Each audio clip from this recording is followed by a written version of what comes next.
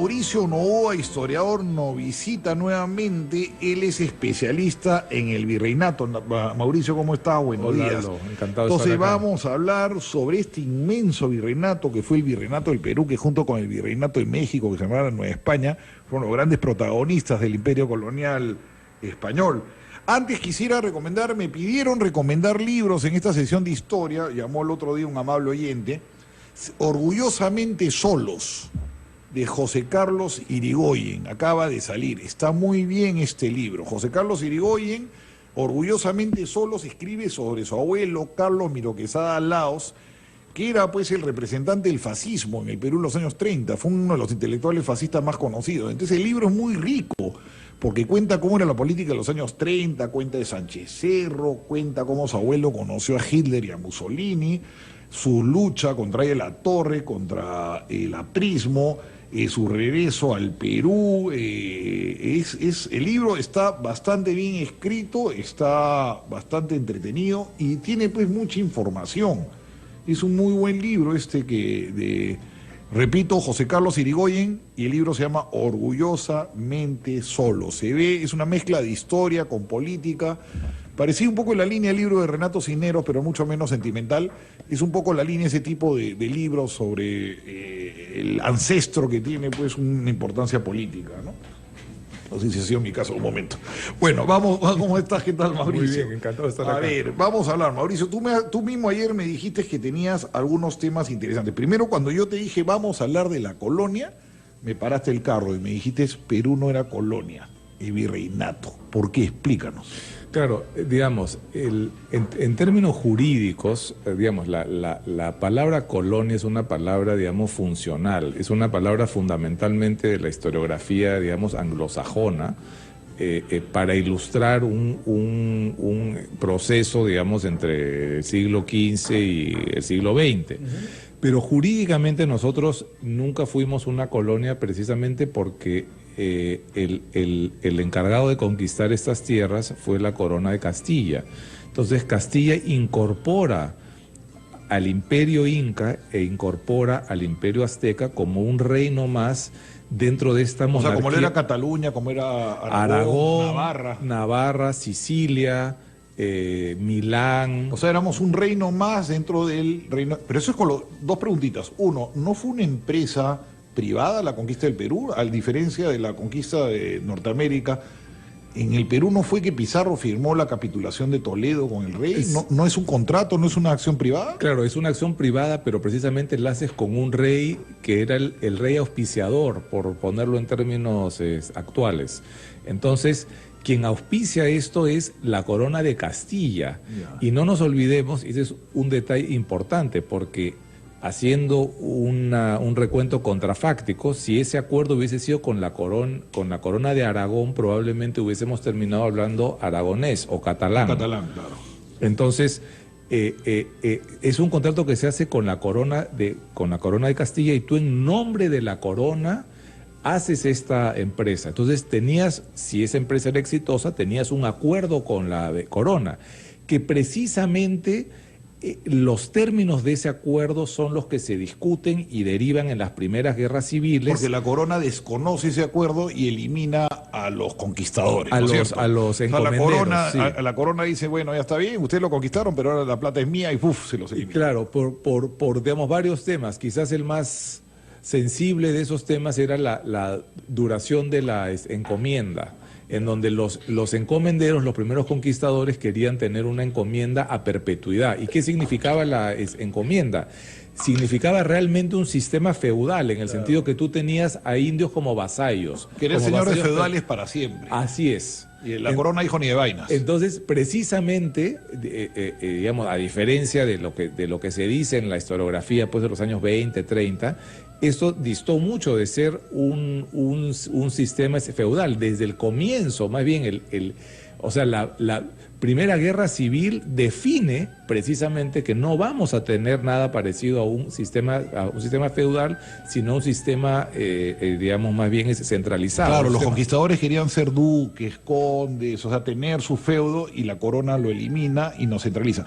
Pero dime, ¿hay diferencia en el enfoque del virreinato peruano, no lo decir llamar colonia, el virreinato peruano entre la Casa de Habsburgo, que es hasta 1700... Hasta 1700. Clavado, y luego vienen los Borbones? Uh-huh.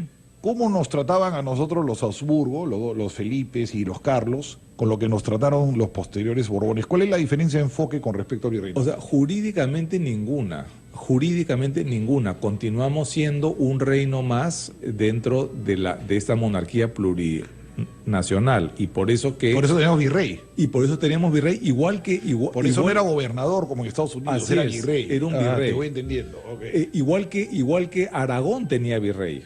Cataluña tenía virrey. Cataluña tenía virrey. Sí, claro, o sea, todo España había virrey, claro. todo este trauma nacional sobre los digamos, virreyes hace que perdamos de perspectiva que en España mismo habían virreyes, en Nápoles había virreyes. O sea, era un reino de reinos. Exactamente, España. Era un reino de reinos. No era como Inglaterra, una cosa centralizada. Exactamente, era un reino de reinos, y por eso eso es interesante, tú que has vivido en España, el primer rey de España es Juan Carlos I. Claro. Porque antes se mencionaba a los reyes con sus títulos completos. Era rey de Castilla, de León, de Aragón, de las dos Sicilias. Y con cada reinado había una relación particular. Y por eso, por ejemplo, que la aplicación del derecho castellano, que era un derecho, digamos, subsidiario, no era completa. Hay un derecho común, que es el derecho castellano, y hay un derecho propio, que es el derecho de Indias, que explica la recopilación de Indias.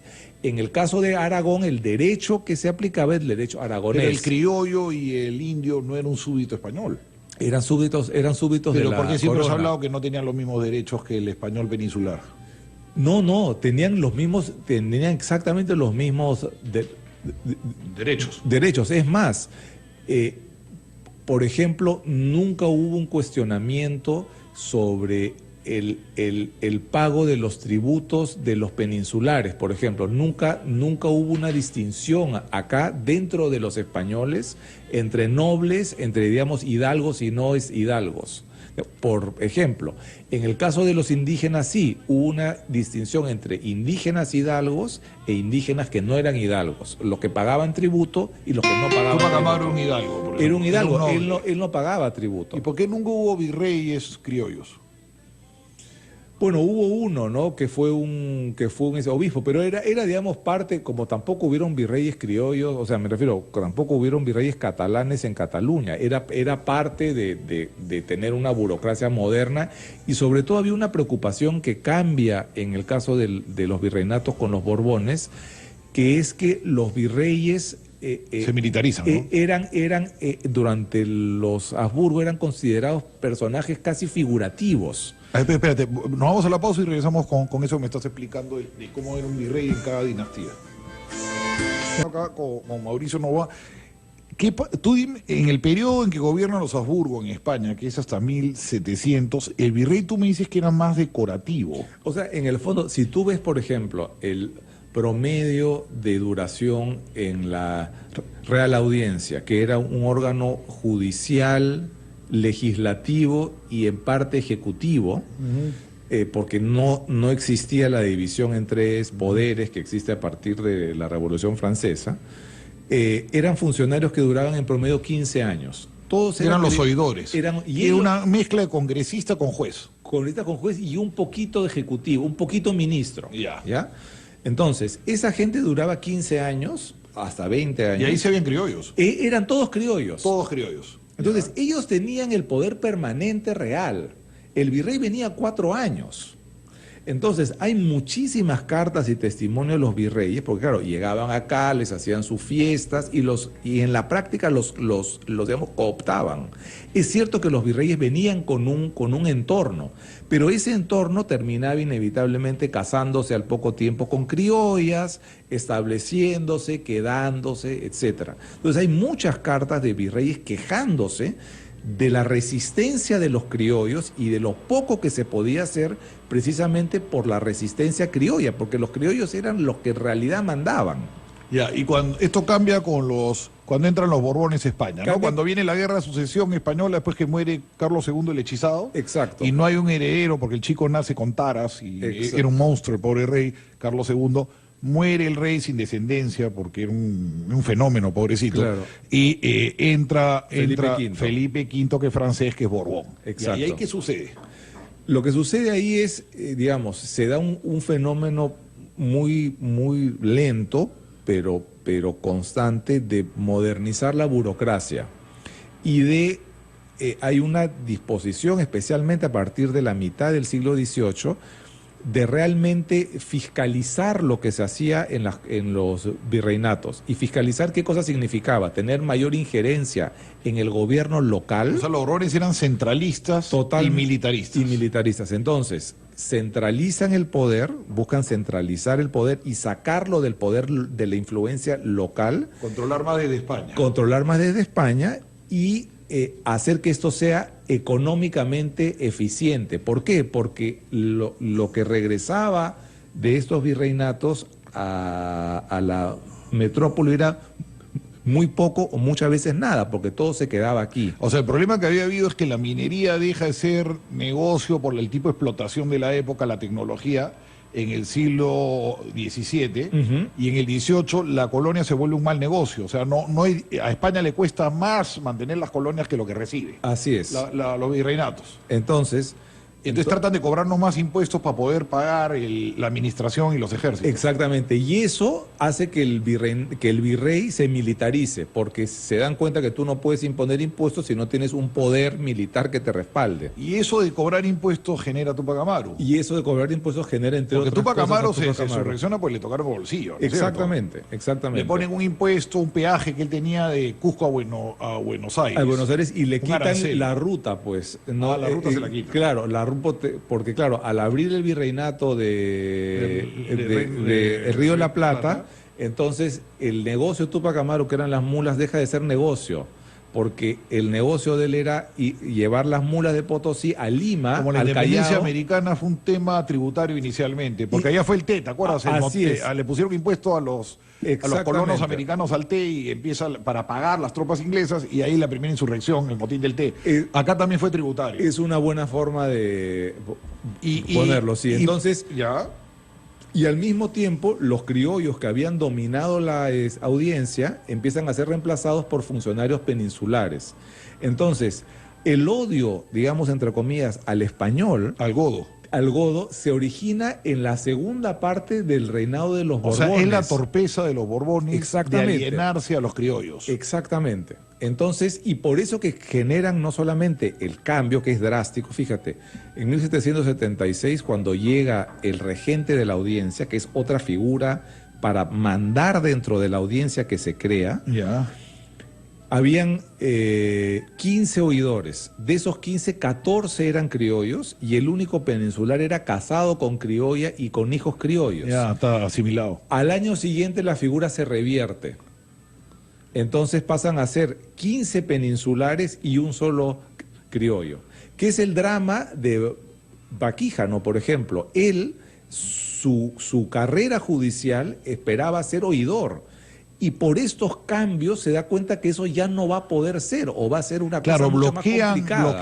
Pero fue El fue ascenso. una torpeza Inmensa. de los Borbones porque se pelearon con los criollos. Así es. Ahora, Carlos III es el rey que manda a Jorge Juan y Antonio Ulloa, ¿no es cierto? Entre Carlos III y Carlos IV. Entre Carlos Sí. III y Carlos IV mandan a estos dos hombres a que les dan un informe secreto. Exacto. La noticia secreta de América. Y lo que cuentan ellos, esto era corruptísimo, ¿no? Y funcionaba, no sé, se parecía al Perú de hoy en día, ¿no? Era muy desordenado, muy corrupto, ¿no? De lo que uno lee de esas noticias secretas. Era muy argollero, ¿no? Depende como lo quieras ver. Argollero, sí. El tema es que, digamos, por ejemplo, hay muchas cosas que son vistas como corruptas a la luz de hoy. Por ejemplo, el hecho que tú podías comprar determinados cargos. Claro, cargos yo quería ser públicos. ministro, lo que sea, pagaba. ciertos cargos que no eran cargos de administración de justicia. Tú no podías comprar. Hay un momento en que se abren también a la venta los puestos en la audiencia, pero era porque dentro de la lógica del antiguo régimen, tú eras el propietario de ese cargo. O sea, tú en subasta podías comprar ser no, congresista. No, así es, no eras un funcionario. O sea, Acuña hubiera sido presidente, ¿eh? No.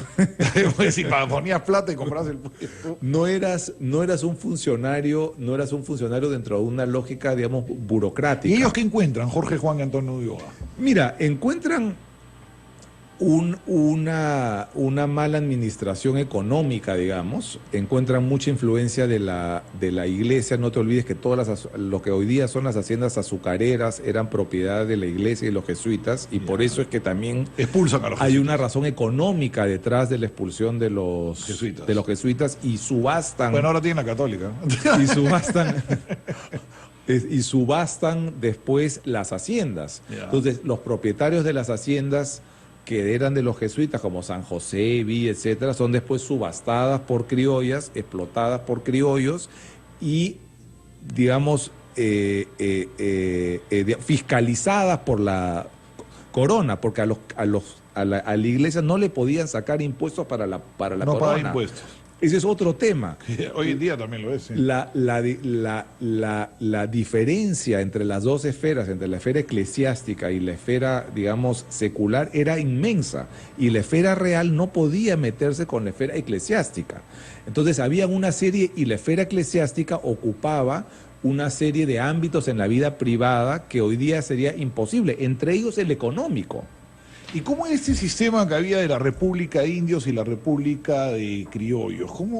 ¿O de españoles? De españoles, claro. ¿Cómo es ese sistema jurídico? Es un sistema jurídico que tiene origen medieval, que es dividir a la población en estamentos, que funcionó hasta la Revolución Francesa. Entonces tú tenías, igual en España, tú tenías un estamento noble, un estamento, digamos, hidalgo, que no pagaba impuestos, y un estamento del común. Y en esa República de Indios mandaban los Tupac Amarus, no, justamente los caciques indios eran parte de la República de Españoles. No. ¿Y en la República de Indios quiénes la integraban? El pueblo llano. El pueblo llano, en su mayoría. Ok. Sí. Entonces Tupac Amaru está dentro, considerado como un español. Claro. Su ropa era un hidalgo, usaban escudo de armas, usaban armas, no pagaban impuestos. La ropa de Tupac Amaru es lujosa. Claro, esta idea de Tupac Amaru tipo Conan es una creación evidentemente posterior, ¿no? Con un sol enorme. No, él nunca él utilizaba ropa española, Tupac Amaru, si lo quieres ver como realmente era, lo ves como se vestía Jefferson. Okay. Con un tricón, Washington ellos. Así era Tupac Amaru. Ahora, un tema que me ha llamado ya corriendo un poquito, estaba leyendo el otro día, ¿por qué San Martín se subleva?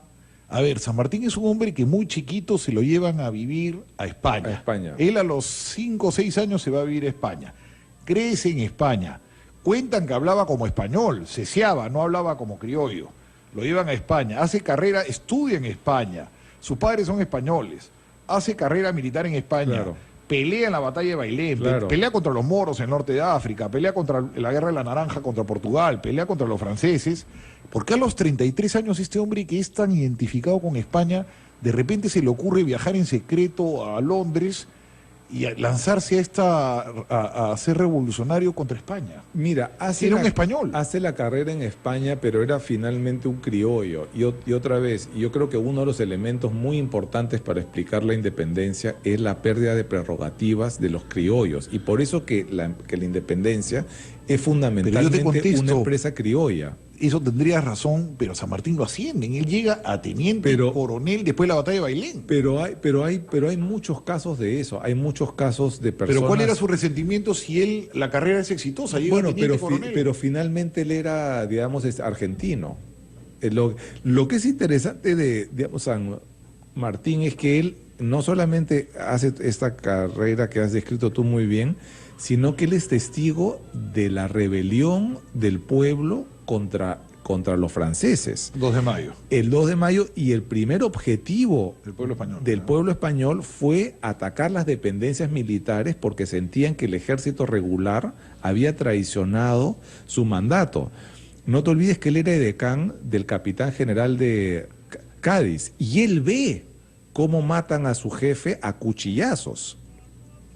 Entonces, el pánico que tiene San Martín a estas revoluciones de masas que él pensó que también podían ocurrir en América, hace que sea o explica este comportamiento, digamos, ese conciliador que siempre tuvo San Martín. Ya regresamos con Mauricio Novoa para hablar y entramos con llamadas al 212-5353, por favor, 0824-802, para que hablen directamente con el historiador. Ya regresamos. Era como el No era el porteño. Y él hablaba, yo he leído de que cuando viene acá a Lima llamaba la atención San Martín porque hablaba como español, claro, claro. Y luego me dices que Miller, el inglés Miller, cuando viene acá dice que los indios se visten como españoles. Claro, eso es algo interesantísimo. Miller, no te olvides, era veterano de las guerras napoleónicas. De las guerras napoleónicas en España, sirvió bajo Wellington y pasa al ejército con San Martín, ¿no?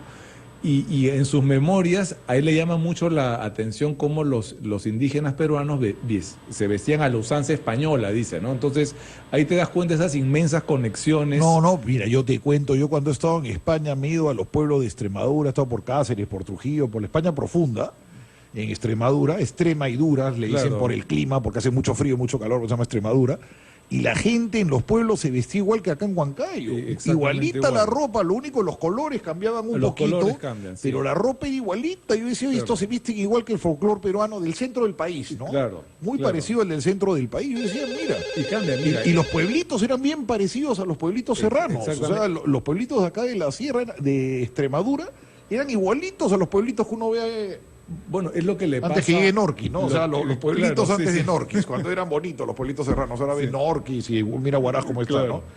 Pero es el mismo caso, que es el mismo caso que de Arguedas, ¿no? Cuando después de haber escrito estos libros va a España, va José María a Arguedas, Extremadura y descubre que esto es igual a la sierra, ¿no? Y entra, bueno, dicen, una especie como de crisis. Claro, ¿no? porque él llega a España y ve que español es la sierra. La sierra peruana es muy española. Es muy española. Alberto nos llama de Surco. Alberto, ¿qué tal? Bienvenido. Aquí el historiador Mauricio Novoa está a tu disposición, Alberto. Bienvenido. Hola, Alberto. Hola, Aldo. Una pregunta para el historiador. Sí. Cuando San Martín se va de Argentina a Londres, él se había iniciado masón y va a la ley americana donde había estado Francisco de Miranda y había ya un complot para poder hacer la campaña de la libertad en las Américas. Quiero que me aclare ese punto, porque eso puede explicar por qué San Martín cambia de haber tenido un background español a volverse, digamos, contra los españoles. Bien interesante lo que dice Alberto. Yo también justo estaba leyendo ayer de eso. San Martín entra a las logias masónicas, parece que por sus compañeros ingleses. Los ingleses entran a la península. Mira, ahorita te doy la palabra, déjame contar esto nomás, que justo lo estaba investigando ayer. Wellington iba a venir a América. Después de la derrota de las dos invasiones inglesas a Buenos Aires, los ingleses preparan un gran ejército al mando de Wellington para tomar Argentina, pues ellos querían volver a Argentina un Canadá. Pero estalla, Napoleón invade España, ellos van a España, esas tropas no van a Argentina, se van a España, y San Martín conoce a estos ingleses. Entonces la teoría de Terragno y de algunos historiadores argentinos es que se vuelve masón por influencia de los ingleses, se va a Inglaterra y ahí él se vuelve un agente secreto inglés, le dan el plan Mainland, que es el plan de cruzar la cordillera, y que San Martín en realidad peleó dentro de la masonería con Francisco de Miranda. ¿Tú qué conoces eso? Mira, yo hace unos años estuve con un historiador jesuita que es la autoridad sobre la masonería en América.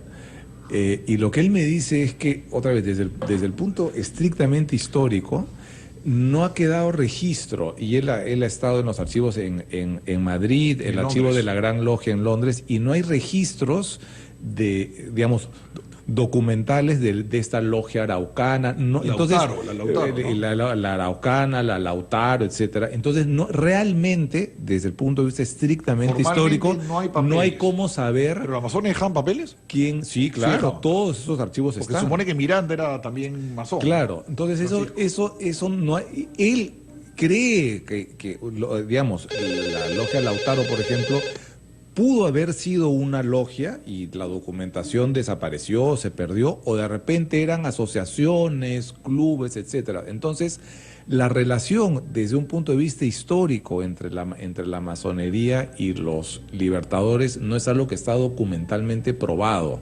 Y es una documentación que curiosamente empieza a existir recién en el caso de América a partir de la segunda mitad del siglo XIX. Es donde recién empezamos a encontrar registros. Fíjate, la logia más antigua que hay en el Perú es de 1883, me parece, la que está en la avenida, Washington. Ahora, la independencia peruana es consecuencia, como me dicen algunos, básicamente de la invasión napoleónica que sin duda destroza España, 10 años de guerra, después viene el golpe de Riego, 3 años de guerra civil, entonces España no se podía ocupar de las colonias, pierde su flota en Trafalgar, claro. Incluso compra unos barcos rusos que se hunden, ¿te acuerdas? No tiene España cómo llegar acá. Y luego dicen de que es la mano inglesa, que los ingleses fomentan la independencia, dan dinero, le mandan tropas, incluso porque una legión inglesa muy importante con Bolívar. ¿Hubo algo de esto? No, hay sin duda influencia inglesa en esto, sin duda. Y yo creo que fue probablemente más limitada de lo que realmente, digamos, ocurrió en la realidad.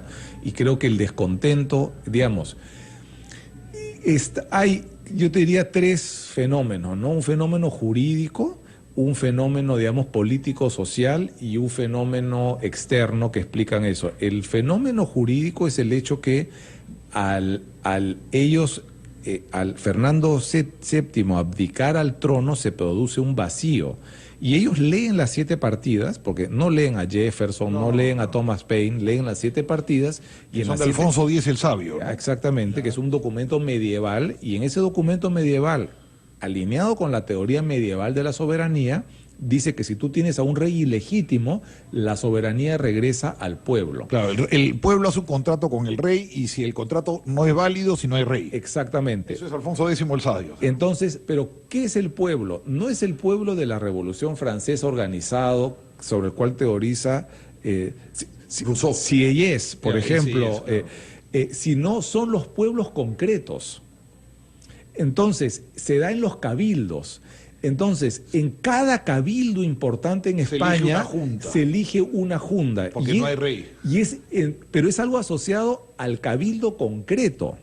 Entonces, lo que uno se olvida y pierde de vista es, así como hubo la junta en Quito o en Santiago, hubieron juntas también en Arequipa, en otras ciudades que no eran las capitales de las audiencias. Claro, la más representativa era la capital de la audiencia, en donde hacen ese mismo acto. Y en España también hay juntas. En toda España. Porque no había rey, pues claro, es verdad. Entonces los vecinos se juntan. En todos los pueblos no hay rey españoles. Claro, y ahí ese es el germen, ¿no? Ese es el germen. Fernando nos llama de Barranco, perdón.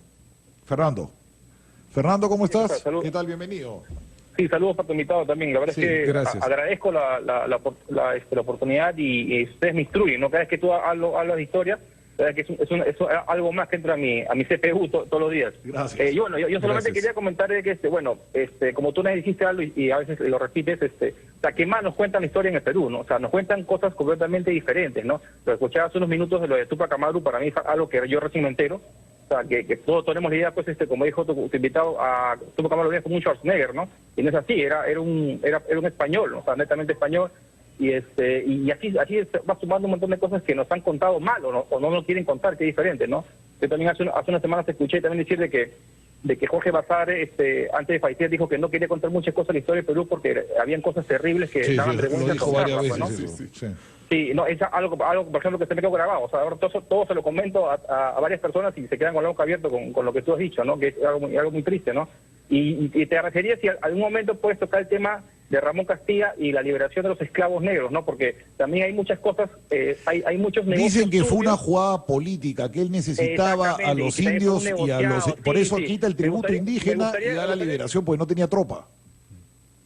Que lo hizo mucho por interés, no tanto por buena gente. Pero ¿por qué lo que dice Fernando de fondo es por qué nos enseñan la historia del Perú tan distinta de lo que es? ¿Qué pasó?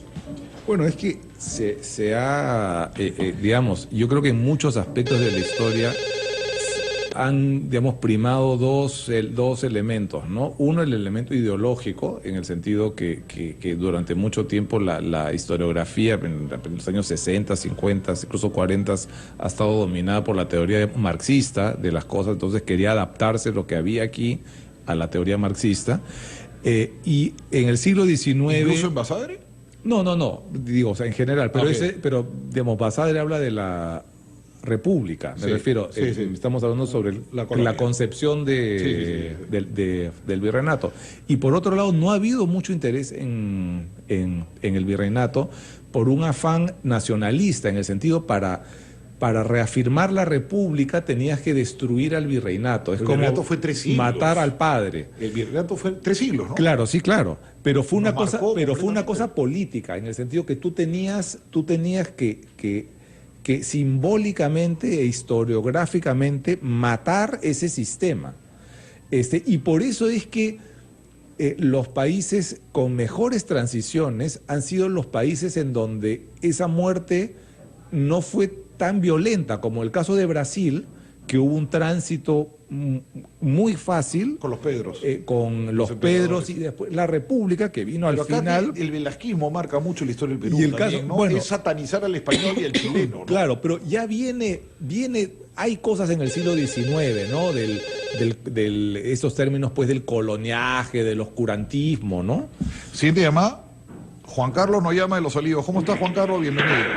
Hola Aldo, saludos para tu invitado. Gracias. 3 preguntas cortitas. Sí, claro. La primera, hay una leyenda sobre un tesoro inca en los cerros del Agustino. ¿Tiene sustento histórico? Segunda pregunta, ¿hubieron aborígenes japoneses en la colonia? Y la última pregunta, ¿la Inquisición fue salvaje en el Perú? ¿Tuvimos nuestro Torquemada en el Perú? Gracias. Las del Tesoro del Agustino es Catalina Huanca, debe ser. No sé, nunca Sí, he hay escuchado la de eso. teoría de que en el Agustino, en el Cerro del Agustino, los antiguos limeños me han contado, dicen que hay un túnel con mucho oro de una mujer que se llamaba Catalina La Huanca. Huanca, que es una tradición de Es una Ricardo tradición Palma, de ¿no? Ricardo Palma. Puedes fijarte, Juan Carlos, en la tradición, busca en Google la tradición de Catalina Huanca y Ricardo Palma.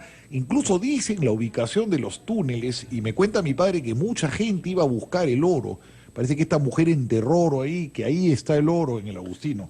No había escuchado No, eso. no, sí, dicen que es un cargamento de oro muy grande y que está ahí y que hay un túnel y que si el que encuentra el túnel se hace millonario. Entonces dice que Ya. se ha buscado eso No, durante no. tiempo. Lo otro, aborígenes japoneses. No, eso viene, es una cosa es una pregunta interesante, gracias por la es una pregunta que es interesantísima, porque otra vez, acá ves, cuando se intersecta el tema político con la historiografía, termina teniendo resultados fatales. Y esto es un ejemplo de ellos.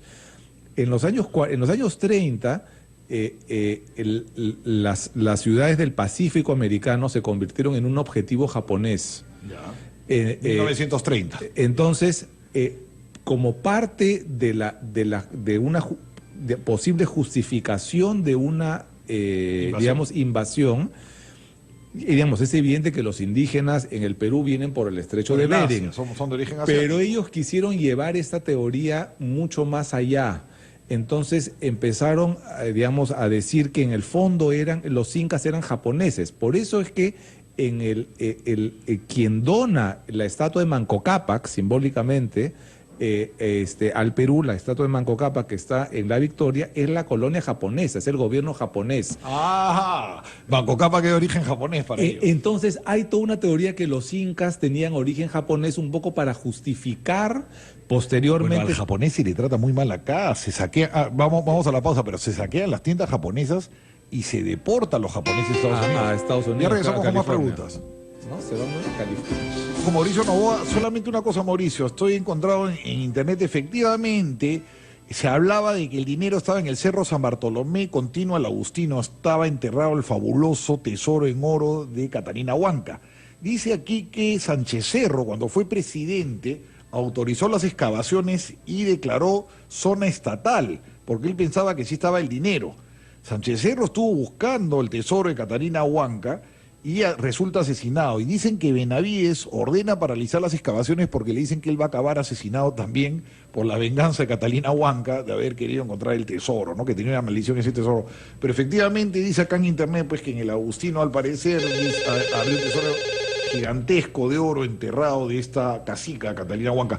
Lo de la Inquisición, antes de entrar con la siguiente llamada. Mira, lo de la Inquisición es una pregunta interesantísima. Hay dos cosas que son importantísimas para entender la Inquisición en el Perú, y te das cuenta que el impacto fue muy lejos de ser algo parecido a lo de Torquemada. Primero, que la Inquisición no podía procesar a indígenas. Sí. Entonces... ¿No podía procesar indígenas? No. ¿Por qué? No, porque eran recién conversos, más bien tenías tú que ayudarlos con la conversión, etcétera. Entonces estuvo muy lejos de ser una maquinaria, digamos, de asesinato, de muerte, como se le ha planteado. Yo no tengo las cifras exactas, pero me parece que los muertos, o sea, las personas que terminaron siendo, digamos, enjuiciadas, ajusticiadas y luego, digamos, ejecutadas, no pasa de los 100 o de los 200 personas en 300 años. Y la gran mayoría de estas personas fueron piratas holandeses o ingleses, porque realmente ellos eran herejes. Sí. Y en la mayoría de casos, los procesos que tuvo la Inquisición se referían, digamos, a libros prohibidos, a sanciones menores que no terminaban, o sea, no era, digamos, muy lejos de ser... No era la Gestapo que nos han pintado. Para nada, para nada. Siguiente llamada, por favor. José nos llama desde El Cercado. ¿Cómo estás, José? Bienvenido, acá te escucha Mauricio Novoa. Hola, José. Buenos días, Aldo. Adelante, sí. Sí, una pregunta concreta respecto a si conoce alguna bibliografía, uno o un par de bibliografías sobre los tópicos virreinales que está tocando. Te pide bibliografía sobre el virreinato. Un par de libros. Bueno, lo más, uno de los libros, hay un libro que es muy interesante, que es un libro de Martín Monsalve sobre el virrey en el Perú. Se me escapa el título ahora. Martín Monsalve. Sí, sí, que estamos con el tiempo. El otro libro que es muy interesante es el de Timothy Ana, que se llama La caída del gobierno español en el Perú.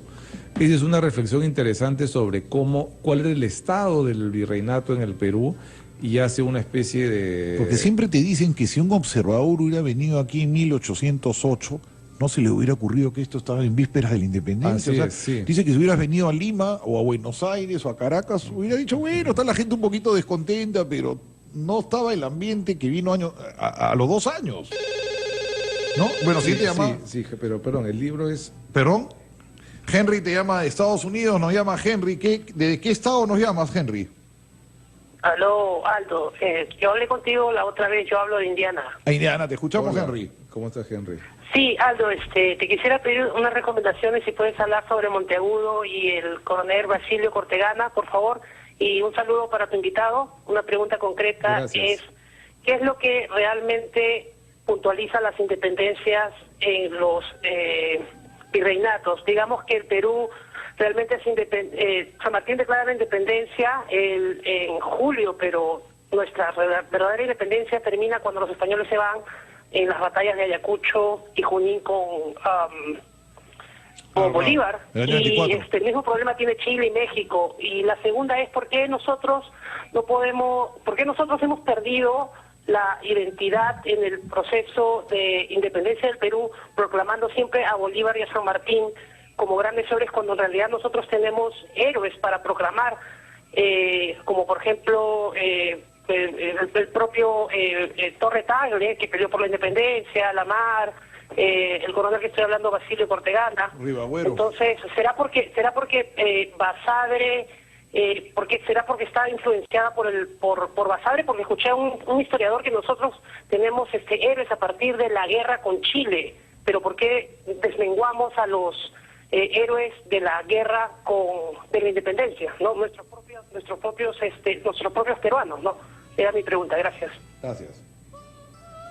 Perdón, el autor del libro el libro se llama Corte de Virreyes y es el entorno del poder en el Perú en el siglo XVII, es un libro extraordinario, es de Eduardo Torres Arancibia. Okay. Eduardo Torres Arancibia, es un libro extraordinario, que se llama Corte de Virreyes. Ahora te pregunta eso, ¿por qué hay mucho peruano que no es considerado en la idea es que es justamente uno de los fantasmas, creo yo, con los cuales no nos hemos podido reconciliar adecuadamente.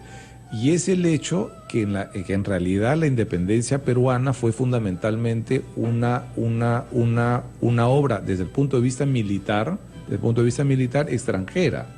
Es decir, el componente de peruanos en el ejército patriota era muchísimo menor que el componente de peruanos en el ejército realista, que era un ejército de peruanos. ¿Tú has leído la carta de Canterac al rey cuando le dice, nosotros, los peruanos, estaban con nosotros y al frente habían chilenos y colombianos? Así es, por supuesto. Canterac le dice que los únicos españoles era él, el virrey y uno más, y el resto estaba Castilla, Goyeneche, Lamar, Gamarra. Había una serie de peruanos en el ejército español. Por supuesto.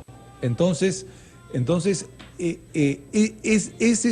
es un elemento, digamos, con el cual creo yo todavía no nos hemos reconciliado. Entender esto como lo que fue una guerra civil en donde dos mitades del Perú estuvieron en, digamos, pugna, pero desde el punto de vista estrictamente militar, la posición militar, o sea, no hay ningún mando importante peruano en la batalla de Ayacucho.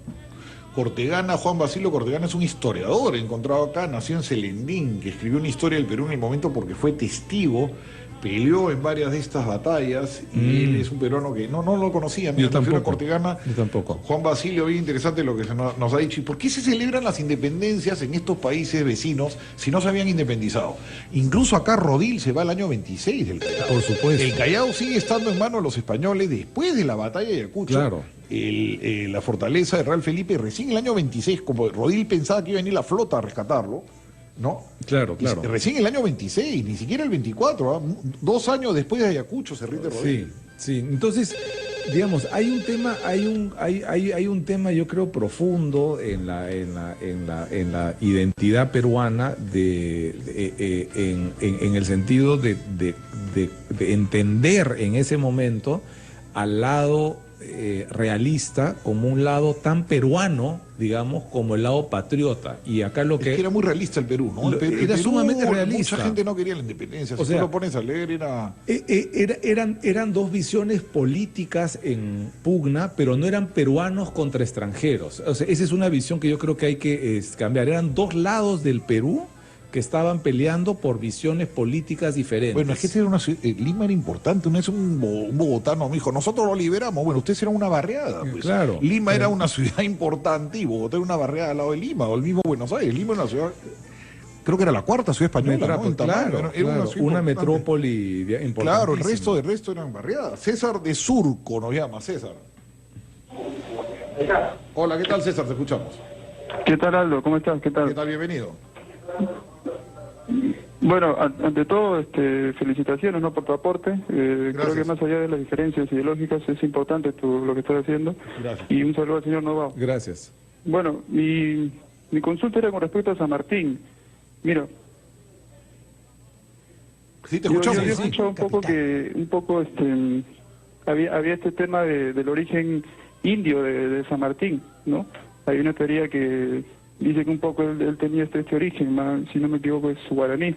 Que su madre era guaraní. Había una teoría. Un poco, ¿no? ¿Qué nos puede decir de eso? Nunca se ha sabido. Nunca se ha sabido bien. Hay una teoría, efectivamente, que él es hijo de la empleada. Que la señora Matorras era... que él es hijo de la empleada de la casa y que la señora lo adopta. Pero no se ven los rasgos de San Martín, no se le ve mestizo, no lo sé. No, sí. Aunque algunos dicen que era moreno, no está muy claro.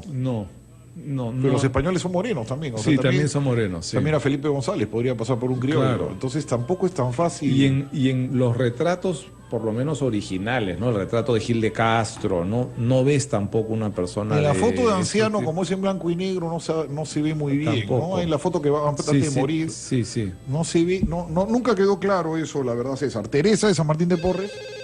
Teresa, hola. Sí, buenos días. ¿Qué tal? Escuchamos. Buenos días, Aldo. Buenos días al Buenos invitado. días. Mira, en cuanto a los que estaban hablando procesados por la Inquisición, tengo entendido que en su mayoría fueron acusados de ser judíos. Pero eran pocos frente al otro. Tú tienes el caso emblemático de estos es León Pinelo, ¿no? Diego de León Pinelo y su hermano Antonio, que eran nietos de un judío que lo habían quemado en la Inquisición en Portugal. Y fueron funcionarios. Uno fue, digamos, ministro de la Pero ya audiencia siendo de católicos, Lima. ya conversos. Claro. ¿Porque el Por colegio se eso. llama León Pinelo por ellos? Exactamente, sí, por los hermanos Pero León ellos eran Pinelo. conversos, no eran judíos. No, eran conversos, pero digamos, a veces había, creo que lo que se está refiriendo la señora Teresa es porque eran, digamos, judeizantes. Tú no podías pasar a América si eras judío declarado. Porque Felipe II los había expulsado todos. Entonces habían familias de judíos conversos, y lo que entiendo está diciendo, de acuerdo a las tradiciones de Ricardo Palma, es que había muchos judíos conversos que habían sido descubiertos, digamos, y procesados por la Inquisición. Sebastián de Benalcázar, el fundador de Quito, es judío. Ben es un Sí. nativo judío. No, muchos casos, pero no el grupo principal de procesados y ejecutados, porque entiendo que es la pregunta, fue mayoritariamente, digamos, extranjeros protestantes, ¿no? Tenemos tiempo. No, va a venir Mónica Delta con Antonio Sánchez, periodista, y María Cristina Quiabra, abogada. Se va a hablar del derecho del consumidor si te tratan mal en un restaurante. ¿Qué tienes que hacer si en un restaurante te trata mal? Está bien atento, Jimmy Calla, no sé qué le ha pasado a ese que ha tenido. El arroz alimenta, el arroz engorda. ¿Qué pasa con el arroz? La licenciada Silvia Rodríguez, no, después te ríes, hay gente que dice que el arroz engorda. La licenciada Silvia Rodríguez nos va a aclarar si el arroz engorda o no. Le da un ataque de risa acá al historiador. Y la frase del día: Kuczynski, ¿se fue de boca o no cuando dijo que hay que atraer a viudas millonarias para el turismo peruano? Ahí Jimmy Calla se le abren los ojos como plato, dice que quiere pescar su gringa millonaria. ¿Hay que traer o no a viudas millonarias como aconseja el presidente Kuczynski? Ya no se sabe si es broma o si ya está medio hippie el hombre, no sé, ayer dijo del troncho, ahora dice que hay que buscar viudas, se ha vuelto un viejo verde Kuczynski, no sé qué ha pasado. Van a hablar de ese tema también. Se ha vuelto viejo verde.